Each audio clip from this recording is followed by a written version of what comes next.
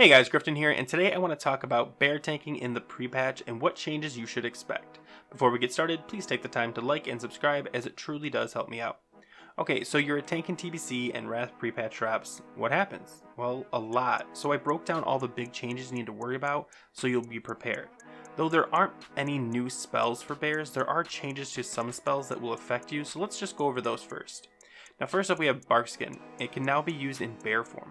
That's 20% damage reduction on a 1 minute cooldown. That is amazing.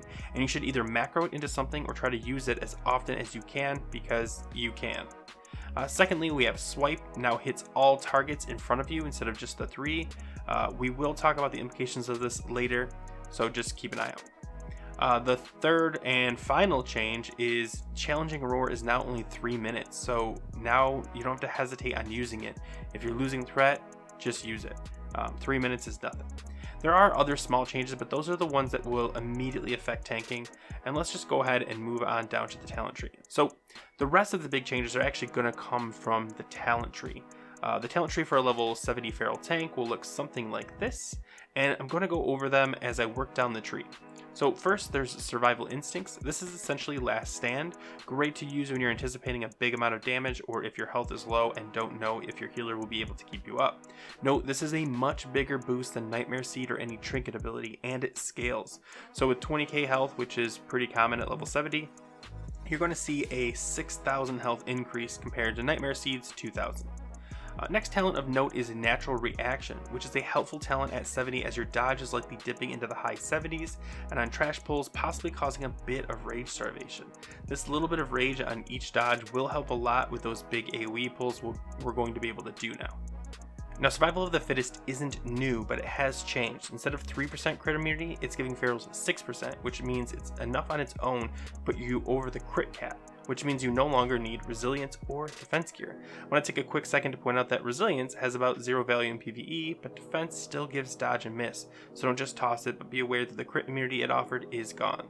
Next is King of the Jungle. This increases your damage by 15% while you're enraging. Now with enrage reducing your armor, a good trick is to pop enrage and Barkskin at the same time, mitigating the armor loss.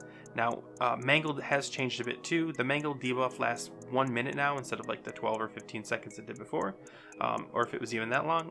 And if you get improved, you can actually cast it every 4.5 seconds instead of the 6 seconds which is currently in TBC, which will likely change your single target rotation just a bit, having Mangle up more frequently, which will significantly increase your threat. Okay, Primal Gore is a new talent that allows your lacerate ticks to crit, which makes lacerate that much more important to maintain on a single target fight. And finally, in the feral tree, we have the new final talent, Berserk. This is your big snap threat trinket turned up to 100. It lets your Mangle hit 3 targets, it removes the cooldown on Mangle itself, and it removes fear and makes you immune to fear while it's up. This complements all of your talents. Now, you won't just be in the feral tree. You'll want to work your way down to Omen of Clarity in the resto tree, but please be warned, you will not be able to get Omen and Berserk at 70. You have to choose one. I would take Berserk over Omen as the snap threat on use is more useful, and though Omen is great, with the extra rage you get from dodging and the ability to swipe on a lot more targets, it's less of a concern. I do want to point out that you might want to grab Improved Mark as it also increases all attributes by 2%, plus as there are more 10 mana groups, there's better odds of you being the only druid. But for 70, you could skip it. I did put points in Feral Instinct to increase the swipe damage, but this is optional and can be moved anywhere, including Mark, or instead you could put more points in Fear. However, since you're likely just using that for pull damage, it's easier just to shift until you get the rage to save putting points in there for now. Okay.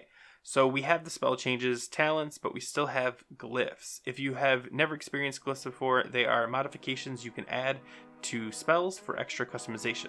The bad news is most major glyphs will be trapped behind Northrend access. You won't be able to get them, plus at 70 you'll be locked out of one of the major glyphs. Just take whatever you can get. I will be making a video going over all the major glyphs for tanking. There aren't many, but it's worth being familiar with them, so keep an eye out for that video soon. So now that you're aware of all the changes, let's talk rotations. So for single target fights, you'll want to enrage Barkskin right before you hit the opener, then Berserk into your Mangle. If you have rage, queue up Maul too. When Berserk fades, you'll want to start stacking Lacerate and then maintain it while you Mangle Maul.